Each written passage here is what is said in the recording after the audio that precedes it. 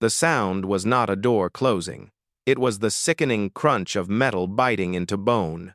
Cold steel ratcheted shut around General Alara Vance's slender wrists, the handcuffs locking tight enough to cut off circulation, tight enough to draw blood. She didn't scream. She didn't plead. She simply gritted her teeth as Captain Silas Thorne slammed her chest down onto the hood of her own sedan. The metal was scorching hot from the engine, burning through her thin blouse, searing her skin, but the physical pain was nothing compared to the venom dripping into her ear. Thorne leaned in close, his heavy body pinning her against the vehicle, his breath a nauseating cloud of stale tobacco and rot. "Do you see this badge?" he whispered, his voice trembling with a sick kind of ecstasy. "This is God. And you? You're just a lost black bitch who wandered off the plantation." He snatched her wallet from the hood where it had been tossed, his fingers digging out the laminated card inside. The Arbara, Star Military Identification. The gold lettering gleamed under the harsh streetlights, a symbol of supreme command that few people on Earth ever held. Most men would freeze upon seeing it. Most men would tremble. Thorne just laughed a dry, hacking sound that echoed like a gunshot in the silent night. He hawked up a thick, yellow glob of spit and launched it directly onto the card, covering the face of the woman who commanded legions. Then, he dropped it onto the asphalt and ground his heavy boot heel into it, twisting his foot to crush the Marine Corps' eagle into the dirt. At that moment, the badge on his chest ceased to be a shield. It had sharpened into the blade of an executioner, and he was swinging it with reckless abandon. 2 hours earlier, the sky over Ashwood Heights had bled a deep, bruised purple, the sun dipping below the horizon like a dying ember. General Alara Vance guided her high-mileage gray sedan through the invisible, jagged line that separated her world from theirs. To the south lay Ashwood, where the streetlights flickered and the pavement cracked. To the north lay Silver Creek, where the lawns were manicured with surgical precision and the silence cost millions. She wasn't wearing her dress blues tonight. No medals weighed down her chest. No 4 silver stars gleamed on her collar to demand respect. Tonight, she was just a civilian in a charcoal windbreaker, tired after a classified briefing at the Pentagon, seeking the quiet sanctuary of her home. But in Silver Creek, silence was a privilege, not a right. The screaming wail of a siren shattered the peace. Red and blue lights exploded in her rearview mirror, violent and blinding, tearing the serene night into chaotic shreds. Alara didn't panic. She didn't flinch. She signaled, slowed, and pulled over with the disciplined precision of a woman who had landed aircraft on carriers in pitching seas. But this wasn't a standard traffic stop. It was an ambush. Officer Baines didn't approach her window with a notepad or a flashlight. He marched up with his hand on his holster, his silhouette looming large and threatening against the strobe of the cruiser lights. He didn't knock with his knuckles. He raised his service weapon and rapped the cold, hard steel of the barrel against her window. The sound was a violation, a threat wrapped in percussion. Alara lowered the window, the motor humming softly. She kept her hands visible on the steering wheel, 10 and 2, perfectly still. Baines didn't look at her registration. He didn't check the inspection sticker.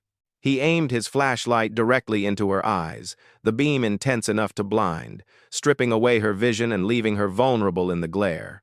"Well, look at this," Baines sneered, his voice dripping with that specific curdled mixture of amusement and disgust. He looked at her dark skin, then at the battered sedan, then back at her face. "You took a wrong turn, Grandma. Or did you steal this heap from one of your bosses, in the hills, to take for a joyride?" He tossed the question at her like garbage, expecting her to catch it, to cower, to apologize for her very existence. He had no idea that the eyes squinting back at him through the glare had watched empires fall. "Step out of the vehicle," Baines barked, his hand twitching near his holster, as if he were praying for an excuse, any excuse, to draw his weapon. Alara unbuckled her seatbelt. The mechanism clicked, a sharp, mechanical sound that seemed too loud in the tense air. She opened the door and stepped out onto the asphalt. She moved with a slow, deliberate grace, telegraphing every motion to ensure they couldn't claim she had lunged, couldn't claim she had reached, couldn't claim she was anything other than perfectly compliant. She stood tall, her spine a rod of iron, rising to her full height. She looked Baines in the eye, her gaze level, stripping away his bravado to reveal the nervous bully beneath. But Baines was merely the opening act. From the darkness behind the blinding headlights of the cruiser, a second figure emerged. Captain Silas Thorne walked into the pool of light, his movements heavy and predatory. He didn't walk, he stalked. He was a wall of a man, thick-necked and red-faced, his uniform straining against a body built on aggression and cheap takeout. He chewed on a toothpick, rolling it from one side of his mouth to the other, eyeing Alara as if she were a piece of livestock he was deciding whether to slaughter or sell. "You got a lot of attitude for someone in a whole lot of trouble," Thorne grunted, stopping inches from her face. He invaded her personal space, a deliberate tactical violation designed to provoke a reaction. He wanted her to step back. He wanted her to flinch. Alara did neither. She held her ground, breathing in the stench of Himstale coffee, tobacco, and the sour musk of a man who enjoyed his power a little too much. "I have broken no laws, Captain," Alara said, her voice cool and smooth, like a stone skipping over a frozen lake. "I was driving under the speed limit. My vehicle is registered. You have no probable cause for this stop." Thorne smirked, the toothpick pointing at her like an accusing finger. "Probable cause is whatever I say it is, and right now, my probable cause is that you look like you don't belong here. Turn around. Hands on the hood." "I do not consent to a search," Alara stated, her voice dropping an octave, becoming the voice of command she used on the bridge of warships. "I am invoking my Fourth Amendment rights against unreasonable search and seizure." Thorne's face darkened, the blood rushing to his cheeks, turning them a mottled purple. The mention of the law, the audacity of this black woman in a windbreaker quoting the Constitution to him, was the spark that lit the fuse of his rage. "You want to talk about rights?" Thorne hissed, grabbing her shoulder and spinning her around with violent force. He slammed her forward. Her chest collided with the hot metal of the hood, knocking the wind out of her. "I'll show you what rights you have in my town." He began the frisk. It wasn't a search for weapons. It was an exercise in humiliation. His large, rough hands roamed over her body with deliberate, lingering slowness. He patted down her sides, his hands sliding too close to her chest, then moving down to her hips, his fingers digging into her flesh through the fabric of her trousers. It was a violation, pure and simple, a way of telling her that her body belonged to the state, and right now, he was the state. Alara's hands clenched into fists on the hood of the car, her knuckles turning white. A fire ignited in her belly, a rage so white-hot it threatened to consume her, but she locked it down behind a wall of discipline. "This is assault," Alara said, her voice tight but unwavering. "You are violating federal law." Thorne stopped. He leaned over her, his lips brushing her ear, his voice a low, dangerous growl. "I am the law, you stupid bitch. Baines." "Sir," Baines chirped, eager to join the violence. "She's resisting," Thorne lied, his voice loud enough for the dashcam to pick up the fabrication. "Subdue her." Baines moved in. He didn't just grab her arm. He seized her wrist and wrenched it upward behind her back. He twisted it past the point of resistance, past the point of pain, pushing it toward the shoulder blade with malicious intent. Snap. The sound was dry and sickening, like a tree branch breaking in a winter storm. The pop of the shoulder joint dislocating echoed in the quiet night. A jolt of agony, absolute and blinding, shot through Alara's body, turning her vision white at the edges. It was the kind of pain that made grown men fall to their knees and beg. But Alara Vance did not beg. She didn't scream. She didn't give them the satisfaction of a single cry.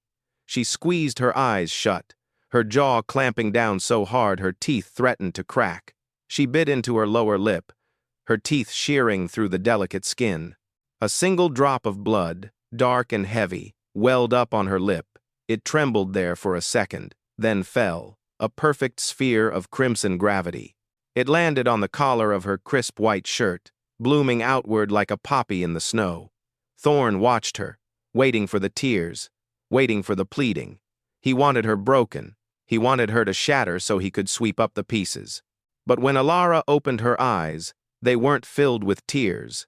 They were dry. They were empty of fear, and filled with something far more terrifying. She turned her head slowly, despite the agony radiating from her shoulder, and looked at Thorne.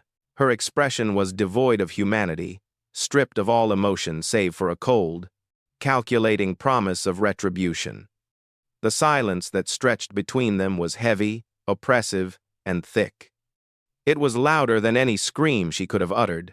It was the unnatural, suffocating stillness of the ocean as the water pulls back from the shore, the terrifying, breathless void before the tsunami comes crashing down to drown the world. The automatic doors of the Silver Creek Police Precinct didn't slide open. They were forced apart by the sheer momentum of Officer Baines hauling Alara inside. He didn't guide her. He dragged her. Her feet scrambled to find purchase on the linoleum floor, her shoulder throbbing with a sickening, rhythmic pulse that synced with her heartbeat. The atmosphere hit her instantly, physical wall of sensory violence. It smelled of industrial-grade bleach, fighting a losing battle against the sour, ancient stench of unwashed bodies, stale adrenaline, and dried blood. It was the smell of a place where hope came to die, choked out by the fumes of cheap floor wax. "Move it," Baines grunted, shoving her toward the processing counter. Alara stumbled but caught herself. She refused to fall. She refused to give them the image of her on her knees. The booking room was a theater of humiliation. Other officers looked up from their paperwork, their eyes sliding over her with a mixture of boredom and amusement. They didn't see a woman. They saw the catch of the day. "A trophy. Empty your pockets," the booking officer commanded, not even looking up from his computer screen. He held out a plastic bin that looked like it hadn't been cleaned in a decade. Thorne stepped up behind her, his presence suffocating. "She's not moving fast enough," he sneered. "Help her." Baines grabbed the collar of her windbreaker and yanked it down, trapping her arms. He tore the jacket off her body, and did, spinning her around. He dug into her pockets, pulling out her keys, a few mints, and her phone. He tossed them into the bin with a clatter. It wasn't a search. It was a looting. "Photo time," Thorne announced, his voice thick with anticipation. They shoved her against the gray height chart. The harsh fluorescent lights buzzed overhead, a flickering, headache-inducing strobe that washed out the room in a sickly pallor. "Fix your hair," Thorne ordered. "You look like a mess." Alara stood frozen, her hands cuffed in front of her now, her jaw set in granite. She didn't move. "I said, fix it," Thorne barked. He nodded to Baines. Baines stepped forward. He reached out with rough, calloused hands and grabbed the bun at the back of Alara's head. With a cruel, sharp tug, he ripped the pins out. Her hair, thick and coiled, fell around her face. But Baines wasn't done. He grabbed a handful of it and roughed it up, pulling it forward, tangling it, deliberately destroying her grooming to manufacture the image of a deranged criminal. He clawed at her scalp, his fingernails scratching skin, treating her head like an object to be molded into a caricature. Alara gasped, the involuntary sound escaping her throat as her head was jerked back and forth. Thorne leaned against the counter, crossing his thick arms, a wide, triumphant grin splitting his face. He looked her up and down, disheveled, bleeding from the lip, her hair wild and unkempt. "There it is." Thorne laughed, the sound wet and grating. "Now you look the part. You look just like a monkey in a zoo." The racial slur hung in the air, heavy and toxic. The other officers in the room didn't flinch. A few chuckled. It wasn't an anomaly. It was the dialect of their power. Flash. The camera blinded her. They captured the image. The blood on her collar, the wild hair, the swollen lip. They thought they were documenting her shame. Alara knew they were documenting their own war crimes. "Get her out of my sight," Thorne waved his hand dismissively. "The smell is giving me a headache." Baines grabbed her bicep, his fingers digging into the muscle, and marched her down the long concrete corridor toward the holding cells. He stopped at cell Arba, unlocked the heavy steel door, and threw it open. With a final violent shove, he launched her inside. Alara stumbled forward, catching her balance just before she hit the far wall. The door slammed shut behind her with a finality that echoed in her bones. The lock engaged with a heavy clank. She was alone. The cell was a concrete box, devoid of color, devoid of life. A stainless steel toilet sat in the corner, exposed and filthy. The bench was a slab of metal bolted to the wall. Alara sat down. The cold from the metal seeped instantly through her thin trousers. A parasitic chill that tried to suck the last remnants of warmth from her body. She closed her eyes for a second, regulating her breathing. Inhale, exhale, assess. The pain in her shoulder was a dull roar now. The blood on her lip had dried to a crust. Outside the bars, footsteps approached.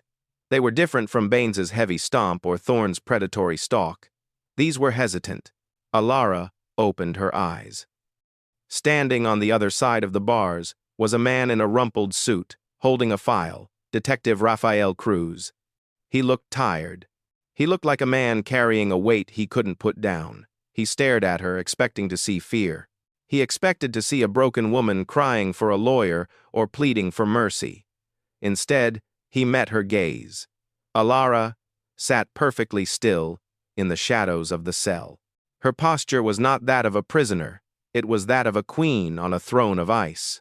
And her eyes were terrifying. They didn't hold tears. They held a fire so intense it seemed to scorch the air between them. They were twin blast furnaces, smelting rage into liquid steel. Cruz froze. He felt a shiver run down his spine that had nothing to do with the station's air conditioning. He looked at the blood on her shirt, then back at those burning eyes.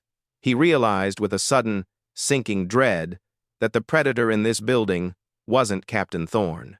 It was the woman sitting in the cage. Thorne reappeared at the cell door 20 minutes later, the keys jingling in his hand like the bells of a court jester. He unlocked the gate, swinging it open with a lazy, arrogant screech of metal on metal. Processing is done, he grunted, leaning against the door frame. You get one call. Make it count. Call your pimp, call your dealer, call whoever handles the bail money for people like you. But don't take all day. My patience is thinner than your chances of walking out of here clean. He led her back out into the booking room. The air was still thick with the smell of floor wax and stale coffee. He pointed a thick finger toward a payphone mounted on the wall near the water cooler. It was a disgusting object. The plastic casing yellowed with age, the cord frayed and twisted. Alara stepped forward. Her shoulder burned with a white-hot intensity every time she moved, but she forced her body to obey. She reached out with her right hand. Her fingers were still stained black from the fingerprinting ink, a dark, chemical smear that covered her skin like the gloves of an executioner. She lifted the receiver. It felt greasy against her ear, warm and slick, with the residue of 1,000 desperate pleas and tearful confessions. It smelled of dried saliva and fear. Thorne leaned against the counter nearby, picking his teeth, watching her with a bored smirk. He expected her to fumble for change. He expected her to dial a bail bondsman. Alara didn't need change. She didn't need a lawyer. She punched in a number that wasn't listed in any phone book. It was a sequence she had memorized 20 years ago, a direct, encrypted hardline to the National Military Command Center deep within the bowels of the Pentagon. It rang once. Command Center. A voice answered. It was crisp, efficient, and alert. Alara took a breath. In that single inhalation, the injured woman in the torn windbreaker vanished. The prisoner evaporated. In her place stood a titan. Her spine snapped straight, ignoring the agony in her joint. Her eyes, which had been burning with rage, suddenly went cold and dead as the vacuum of space.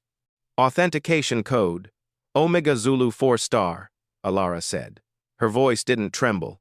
It didn't plead. It thundered with the quiet, absolute authority of a god commanding the tides. Initiate protocol Broken Arrow. Location: Silver Creek Police Precinct. Status: Senior Command Element, captured by hostile forces. Torture confirmed. Thorne frowned. The smirk slipped slightly from his face. He pushed himself off the counter.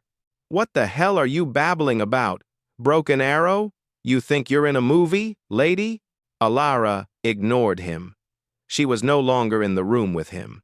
She was thousands of miles away, on a frequency he couldn't even comprehend. On the other end of the line, the hum of the Pentagon's nerve center didn't just stop. It died. The silence that followed was heavy, terrified, and absolute. It was the sound of 100 highly trained officers realizing that the unthinkable had just happened. Then, a new voice came on the line. It was deeper, older, and trembling, with a mixture of profound awe and volcanic fury. "Copy, General Vance. Authentication confirmed. We have your signal." The voice paused, then dropped to a whisper that sounded like shifting tectonic plates. "The Eagle is wheels up. Hold fast, General. We are going to flatten that place." Alara hung up the phone. She placed the receiver back in the cradle with a gentle, deliberate click. She turned to face Thorne. Her hands, black with ink, hung at her sides. She looked at him, not with anger, but with the detached curiosity of a scientist observing a bacteria culture that was about to be sterilized. Thorne laughed, but the sound was hollow. "Who was that? Your gang leader?" Alara didn't answer. She didn't have to. That phone call hadn't been a cry for help. It wasn't a lifeline thrown to a drowning woman. It was a Hellfire missile coordinate locked onto a laser designator. It was a death sentence signed in invisible waves, racing toward them at the speed of light. And the warhead had just armed. The heavy front doors of the precinct swung open again, but this time, they didn't shudder with violence.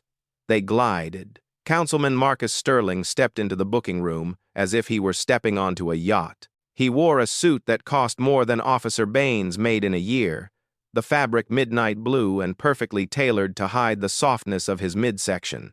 The air in the room shifted instantly.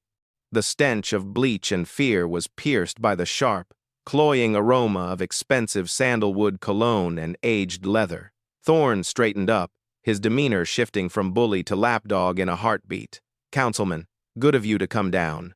Sterling didn't look at Thorne.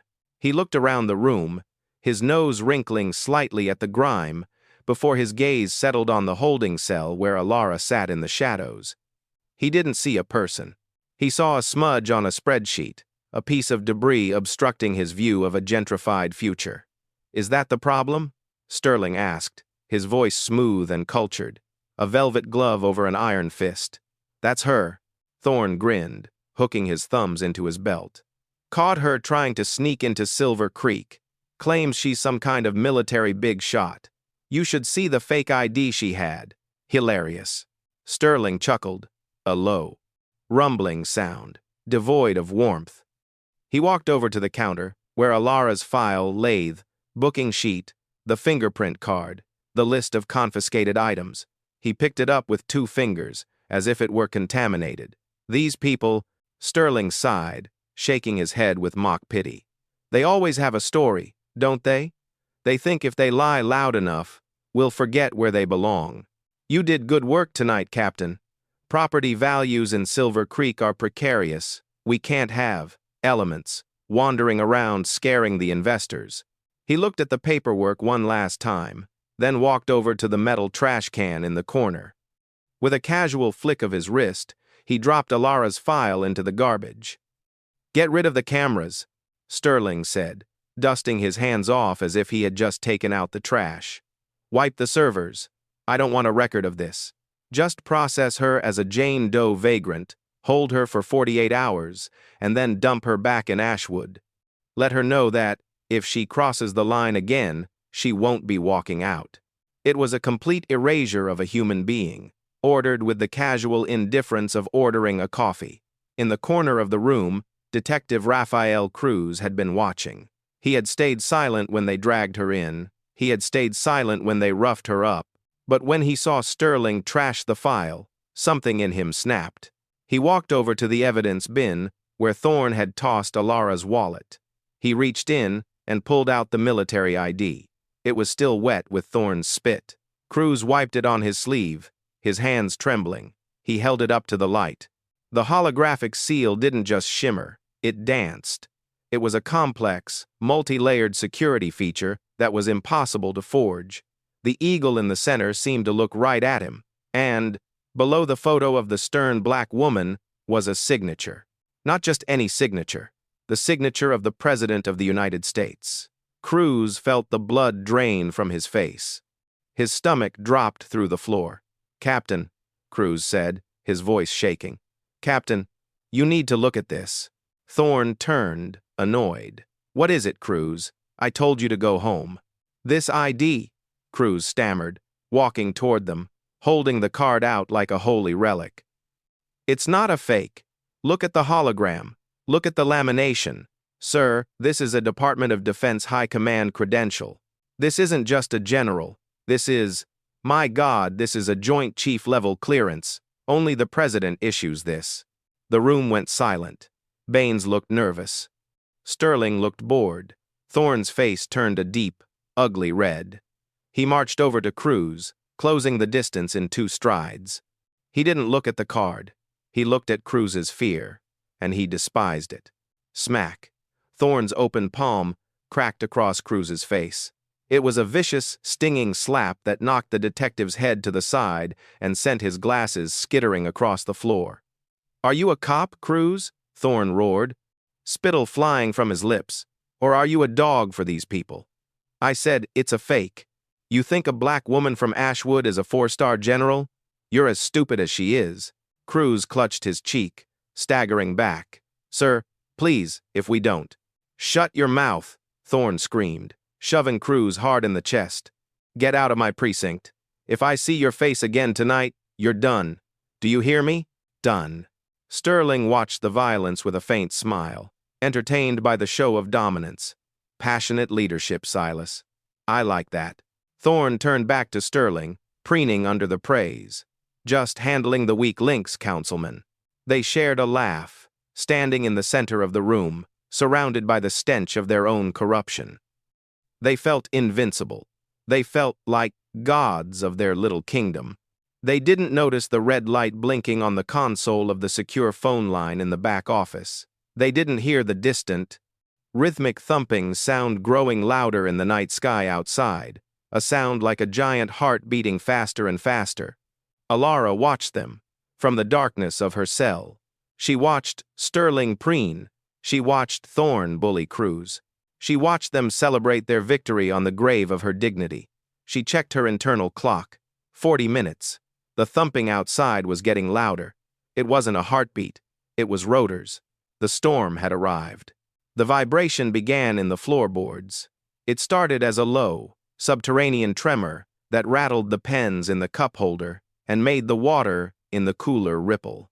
Thorne paused, his hand halfway to his mouth with a donut, a frown creasing his sweaty forehead. "What is that?" Sterling asked, looking at the ceiling. "Is there construction nearby?" The tremor didn't stop. It grew.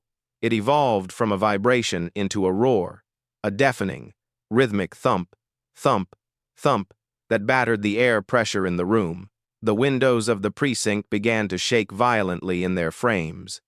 Dust rained down from the acoustic tiles overhead.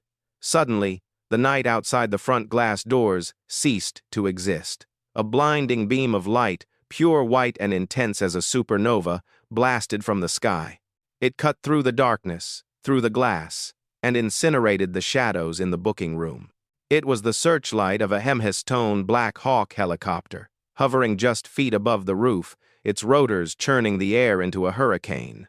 "What the hell is?" Thorne started to shout, reaching for his sidearm. "Crash!" The front doors didn't open. They imploded. The glass shattered inward in a shower of diamonds as the boots of the United States military police kicked them off their hinges. Smoke canisters hissed across the floor, filling the air with gray fog. Through the haze, armored silhouettes moved with the terrifying speed and synchronization of a pack of wolves. Everyone down. And the ground, now. The command wasn't shouted. It was barked with a ferocity that froze the blood. Thorne, driven by instinct and stupidity, drew his weapon. Before he could even raise the barrel, the air in the room changed again. He looked down at his chest. A single red laser dot appeared over his heart. then another, then 5, then 12. He looked up, squinting through the smoke. He was staring down the barrels of a dozen Marlboro carbines held by soldiers who looked ready to turn him into a memory. "Drop it, or you die," a soldier screamed. Thorne's gun clattered to the floor. He threw his hands up, his knees buckling. Beside him, Councilman Sterling, the man who owned the town, the man who commanded respect, looked at the lasers painting his expensive suit. His face went slack. A dark stain began to spread across the front of his trousers, widening rapidly as his bladder failed him. He collapsed to his knees, shaking violently, the smell of urine mixing with the cordite smoke. Officer Baines, standing near the cell block, tried to back away. "I didn't do anything. I just—" A soldier in full tactical gear surged forward, swinging the stock of his rifle. He didn't strike Baines. He simply checked him, a hard, efficient shove that sent the bully flying into the wall. Baines slid down, gasping for air. The sea of armored soldiers parted. The heavy boots of authority stomped onto the linoleum. Colonel Jackson walked through the breach. He wasn't wearing a tactical helmet. He wore his beret, his face a mask of cold, controlled fury. He stepped over Thorne's cowering body as if it were a pile of dirty laundry. He didn't look at the cops. He didn't look at the councilmen. His eyes were locked on the darkness of Cell Arba. Jackson marched to the bars. He saw the general sitting there, battered, bruised, her wrist bleeding, but her head high. He signaled to a soldier who produced a master key breaching tool. The lock was sheared off in seconds. The door swung open. Colonel Jackson stepped inside the small, filthy cell. He looked at the handcuffs biting into Alara's skin. A muscle in his jaw jumped. Then, the colonel did something that made Thorne's breath hitch in his throat. Jackson dropped to one knee. He didn't kneel in surrender. He knelt in service. He pulled a small key from his vest, reached out with gentle, reverent hands, and unlocked the cuffs. The metal clicked open. The cuffs fell to the floor with a heavy clang. "General Vance," Jackson said, his voice thick with emotion, "we have secured the perimeter. The facility is ours." Alara didn't speak immediately. She slowly brought her hands forward. Her wrists were raw, encircled by angry red welts and dried blood. She rubbed the circulation back into them, wincing slightly. Then, she stood up. Jackson stood with her, snapping a crisp salute. Alara returned it, her movement sharp despite the pain in her dislocated shoulder. She walked out of the cell. The booking room was silent, save for the whimpering of Sterling and the heavy breathing of the soldiers. Alara walked to the center of the room. She stopped directly in front of Captain Thorne, who was currently pressing his face into the dirty floor tiles to avoid the laser sights. "Get him up," Alara ordered. Her voice was raspy, but it carried the weight of a sledgehammer. 2 MPs hauled Thorne to his knees. He looked up at her, his eyes wide, watery, and filled with the terror of a man watching his world burn. He looked at the blood on her shirt. He looked at the soldiers awaiting her command. He looked at the woman he had called a monkey. Alara leaned down, invading his space just as he had invaded hers. She looked at him with a gaze that stripped him of his badge, his rank, and his humanity, leaving him naked and small. She stared at him like he was a cockroach she had found in her kitchen. "You told me I needed to learn my place," Alara whispered, the words slicing through the silence. She gestured to the room, the soldiers, the lasers, the broken doors, the absolute domination of her forces. "Well, Captain," she said, her voice dropping to a terrifying chill. "Now, who knows their place?" The booking room was no longer a chaotic scene of a raid. It had been surgically transformed into a field tribunal. The air was scrubbed of the scent of bleach and replaced with the cold, sterile ozone of military-grade electronics. Soldiers stood at parade rest along the walls, their faces obscured by balaclavas, living statues of judgment. General Alara Vance stood at the head of the scarred metal table where criminals were usually processed. She didn't sit. A general does not sit when delivering a verdict. An aide approached, handing her a dossier. It was thick, bound in heavy black plastic, result of 6 months of deep cover surveillance. Alara took it in one hand. She didn't place it gently on the table. She raised it and slammed it down. Thud. The sound was singular and violent, echoing off the concrete walls like the gavel of a supreme judge pronouncing a death sentence. It made Sterling flinch so hard his expensive loafers squeaked on the linoleum. Thorne, still on his knees, flinched as if he had been struck. "You thought this was a traffic stop," Alara said, her voice devoid of emotion, clinical and terrifying. "You thought this was about a broken tail light or a suspicious car. You were wrong." She signaled to a tech specialist in the corner. A portable projector hummed to life, casting a beam of harsh white light against the grime-stained wall. A digital map of the county appeared. It was a cartography of hate. "This," Alara said, pointing to the screen, "is your legacy." The map was divided into two distinct zones. The affluent Silver Creek was a sea of cool, calming green dots. To the south, the impoverished Ashwood Heights was a festering wound of angry, pulsating red clusters. "We analyzed 5 years of arrest data," Alara explained, her words dissecting their operation with the precision of a scalpel. "In Silver Creek, 98% of traffic stops result in a verbal warning. In Ashwood, 98% result in arrest, impoundment, or use of force. You aren't policing, Captain. You are hunting." She tapped a key on the laptop in front of her. The map zoomed in on specific properties in Ashwood. Every red cluster overlapped perfectly with a property that had recently been sold at a foreclosure auction. You arrest the fathers. You impound the cars, so they lose their jobs. They can't pay the mortgage. The bank forecloses. And then, Alara turned her gaze to Sterling, who was currently trying to make himself invisible. Then, a shell company owned by Councilman Sterling buys the land for pennies on the dollar. "That's circumstantial," Sterling squeaked, his voice cracking. "You can't prove intent. I'm a businessman." "Intent?" Alara asked. A cold smile touched her lips. "I don't need to infer intent, Marcus. I have it recorded." She pulled a small black device from the tactical vest she had been given. It was the micro-recorder she had worn during her previous undercover encounters. She pressed play. The audio was crystal clear, amplified by the military speakers set up in the room. Sterling's voice, arrogant and unguarded, filled the silence. "Squeeze them, Silas. I don't care if you have to plant drugs or break legs, just arrest them all. Panic makes people sell cheap. Once I flush the rats out of Ashwood, I'm bulldozing the whole ghetto. I'm going to build a mall right on top of their misery." The recording ended. The silence that followed was suffocating. Sterling looked as if he had been punched in the gut. He opened his mouth, closing it again like a fish on a hook. His wordless greed, his cruelty hung in the air, crucifying him. Thorne looked around wildly, seeing the walls closing in. He realized Sterling was sinking, and he scrambled to cut the rope. "I didn't know about the land deals," Thorne shouted, sweat pouring down his face. "I just followed protocol. He's the councilman. He gives the orders. I was just doing my job. I was just following orders." Alara walked around the table. She moved slowly, her boots heavy on the floor. She stopped directly in front of Thorne. She looked down at him, her eyes hard as diamonds.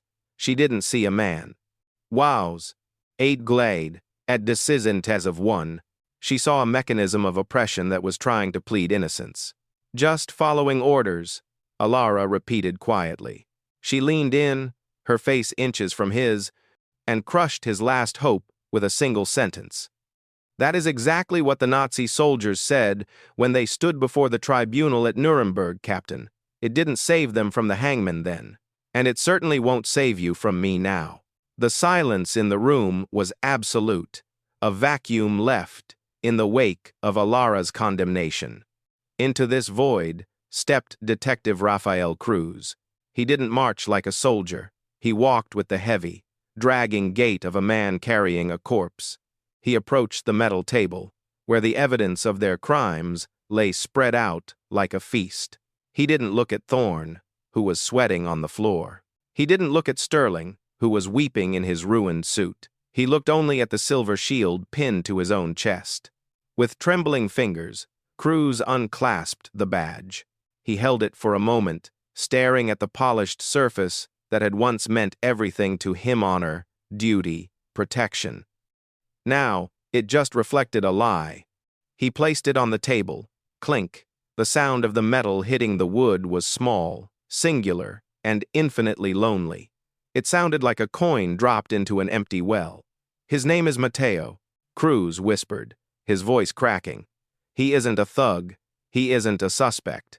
He was a pediatric surgeon. He had the steadiest hands I've ever seen, hands that saved babies." He finally turned his gaze to Thorne. The look in his eyes wasn't anger anymore. It was a profound, bottomless grief.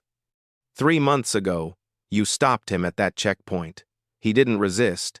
He just asked, why? He asked for a reason. Cruz swallowed a sob that threatened to choke him. And for that, you took your baton, and you didn't hit his head. You didn't hit his legs. You aimed for his hands. You pulverized his fingers. You shattered 27 bones in his right hand. Reported, you shattered 27 bones in his right hand. Tears began to spill from Cruz's eyes, hot and fast, dripping onto the cold table, splashing next to the badge he had discarded. He can't hold a scalpel anymore. He can't even button his own shirt. You took his life away because you were bored. Cruz looked down at the badge, shaking his head. I stayed quiet. I told myself if I stayed inside, I could change things. I could be one of the good ones. But there are no good ones in a house built on rot. I sold my soul to keep this piece of tin on my chest. He looked up at Alara, his face wet, his expression broken open. But today, I am giving it back. I am returning the badge to buy back my conscience. Alara moved. She didn't offer a salute. That would be too formal. She stepped forward and placed her hand on Cruz's shoulder. It was a gentle touch, soft and uncommanding, but in that moment, it carried the weight of 1,000 pounds of grace. It was an anchor in the storm, a silent promise that while he had lost his badge, he had regained his humanity. You aren't alone anymore. Raphael, she said softly, stand tall. The truth is heavy, but we will carry it together. The air in the room was no longer heavy with grief. It had hardened into the cold, impenetrable granite of judgment. General Alara Vance turned away from Cruz, her movement precise and final. She looked at the 2 men on the floor, the councilman kneeling in a puddle of his own making, and the captain pressing his face into the tiles to avoid the red dots dancing on his skull. "Colonel Jackson," Alara said.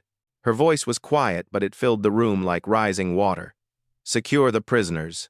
She pointed a finger at the handcuffs lying on the floor, the same cold, blood-stained steel loops that had bitten into her wrists hours ago. "And, Colonel, use those cuffs." 2 military police officers surged forward. They didn't ask Thorne to stand. They grabbed him by the back of his tactical vest and hauled him up, his legs dragging uselessly. Thorne began to thrash, a wild, desperate animal realizing the trap had snapped shut. "No! No! You can't do this!" Thorne screamed, his voice shredding his throat. He twisted, trying to throw off the soldiers, but they were immovable objects. They wrenched his arms behind his back with bone-breaking force. Click, click. The sound was poetic. The same cuffs that had been used to torture Alara now locked around Thorne's wrists, biting into his flesh with the indifferent cruelty of iron. "I have immunity!" Thorne shrieked, spittle flying from his lips as he was forced to his knees. "I am a police officer. I have qualified immunity. You can't touch me. I am the law." Alara walked toward them. The soldiers stepped back, giving her space. She stopped in front of Sterling. The councilman was trembling so violently, his teeth chattered. He looked up at her, his eyes pleading, his expensive suit ruined. His arrogance dissolved into a puddle of pathetic terror. Alara's gaze drifted to the floor. Lying there, near Sterling's knee, was her military ID. It was still covered in the thick, yellow glob of Thorne's spit, dusty with the grit of his boot print. She bent down. The room held its breath. She picked up the card with 2 fingers. She looked at the defilement, then looked at Sterling's chest. He was wearing a midnight blue bespoke suit, Italian silk, worth thousands of dollars. Without a word, Alara reached out. She grabbed the lapel of Sterling's jacket, bunching the expensive fabric in her fist. She pulled him forward, forcing him to bow to her. Then, she pressed the dirty, spit-covered card against his silk lapel. She wiped it. She scrubbed it hard. She ground the filth of their corruption into the symbol of his wealth. She cleaned the face of the American eagle, using the fabric of the man who had tried to sell his country for a shopping mall. She released him. Sterling fell back, gasping, staring at the smear of saliva and dirt on his chest. Alara held up the now clean ID. The 4 stars gleamed under the harsh lights. "You speak of immunity, Captain," Alara said, her voice cutting through Thorne's whimpering. "Immunity protects you from civil liability. It protects you from mistakes." She leaned in, her face inches from his, her eyes burning with the force of a supernova. "But there is no immunity against the truth, and there is certainly no immunity against high treason." Thorne stopped screaming. The word treason hit him like a physical blow. "We have the recordings, Marcus," Alara said, looking at the councilman. "Conspiracy to deprive citizens of rights, systemic oppression, but more importantly, manipulating federal land borders for personal profit during wartime readiness. That isn't just corruption. That is an act of war against the people of the United States." She straightened up, towering over them. "You are being charged with conspiracy, deprivation of rights under color of law, and hate crimes," she announced, her voice ringing like a bell tolling the hour of their doom. "But because you attacked a senior military commander during a time of national emergency protocol, you will not be going to a county jail. You will not get bail. You will not see a civilian judge." She signaled to Colonel Jackson. "Destination, United States Disciplinary Barracks, Leavenworth, solitary confinement, deep tier." She looked Thorne in the eye one last time. "It is a hole in the ground, Captain. There are no windows, there is no parole, and there is absolutely no sunlight. You wanted to put people in cages? You are going to die in one. Get them out of here," she ordered. The soldiers moved. They didn't escort Thorne. They collected him. 2 MPs grabbed him by the armpits and dragged him toward the shattered doors. Thorne's feet scraped across the floor, his boots leaving black streaks on the linoleum. He screamed, a long, wailing sound of utter despair that echoed into the night. They reached the armored transport truck, waiting outside a black beast of a vehicle with barred windows. The back doors were open, revealing a dark, steel maw. The soldiers didn't help him in. They swung him. With a synchronized grunt of effort, they tossed Captain Silas Thorne into the back of the truck. He flew through the air, his body limp, and landed on the metal floor with a hollow, sickening thud. He lay there, crumpled and broken, discarded like a bag of wet trash. The heavy steel doors slammed shut. Clang. The sound was final. It was the sound of a coffin, lid, closing. It was the sound of justice, cold and hard, locking the devil away in the dark forever. The checkpoint that had strangled the border between Ashwood and Silver Creek was gone. It hadn't just been deactivated. It had been erased. The guard towers were dismantled, the barbed wire coiled away, and the asphalt smoothed over. Where there was once a choke point designed to segregate, there was now only an open road, bathed in the golden indifference of the morning sun. In the town square, the air felt lighter, scrubbed clean of the humidity of fear. A crowd gathered, not to protest, but to witness a resurrection. Rafael Cruz stood on the podium. The rumpled, sweat-stained suit of the beaten-down detective was gone. In its place, he wore the crisp, midnight blue uniform of the chief of police. The badge on his chest was new, untarnished, and heavy with promise. He placed his left hand on a Bible. He raised his right hand. Standing beside him was his brother, Mateo. Mateo's right hand, the hand that had once stitched arteries and saved lives, was stiff, scarred, and ruinous. He would never hold a scalpel again. But as he looked at his brother, his eyes were dry of regret. They shone with a fierce, quiet pride. Mateo reached out with his damaged hand and gently adjusted Raphael's collar, a gesture of forgiveness and strength that echoed louder than any speech. I, Raphael Cruz, do solemnly swear. 500 miles away, the atmosphere in the congressional hearing room was rarefied and still. It smelled of mahogany, history, and the terrifying weight of accountability. General Alara Vance stood at the witness table. The bloodied windbreaker was a memory. She was clad in her dress whites, the fabric pristine and blindingly bright under the television lights. On her shoulders, the 4 silver stars blazed like captured constellations. She stood not as a victim, but as a sword sheathed in silk.